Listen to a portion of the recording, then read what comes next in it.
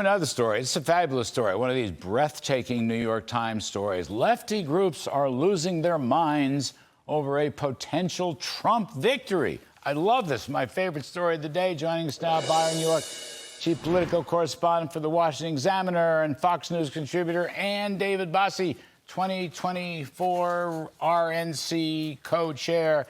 Byron, come on, this is so great. One of these breathless New York Times.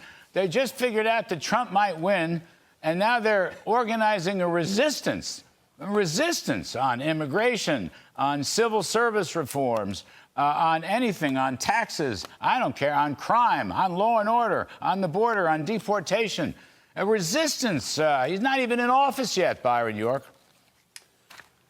Well, you know, we saw that in 2016 and then transition in 2017. There were a number of groups that set about to cripple Trump's presidency, and certainly with the Russia investigation, they did enormous damage to the first 2 years of Trump's presidency. And they also did things like filing lawsuits against some of the president's immigration edicts and other things like that. So you're going to expect more of that, I think, if Trump were elected again. They'd be better organized. They'll try to cripple virtually everything he does. Now, one thing the article didn't say much about, which I think will be a big deal, which is a desperate effort to try to keep Trump from being president if he's elected.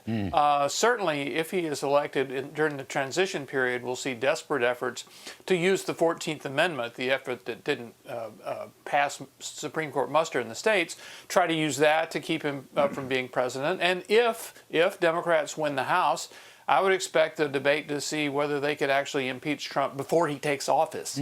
So I think that the resistance will be just multiplied this time around. And David Bossie, here's Mr. Trump saying time and time again that for him, success is the best revenge. He's not looking for the kind of revenge that these Democratic resistance groups, just like in 2016, after he won, David Bossie, did he try to prosecute Hillary Clinton, who could have and maybe should have been prosecuted? No. And what he's saying today is revenge is the success. He wants to unify the country around economic growth and law and order and, you know, closing the border and lower taxes and deregulation and drill, baby, drill. I mean, that's Trump's response. These other people are off their rocker. That's what I think, David Bossie. What say you? Success or not?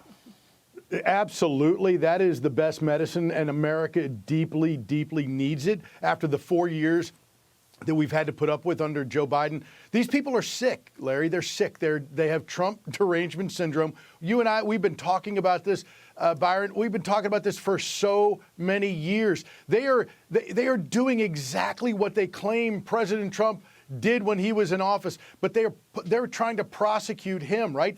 They want to put their people in jail. They're going to stop him during the transition. They're going to use lawfare even when he becomes president. These people are sick. They hate President Trump more than they love our country.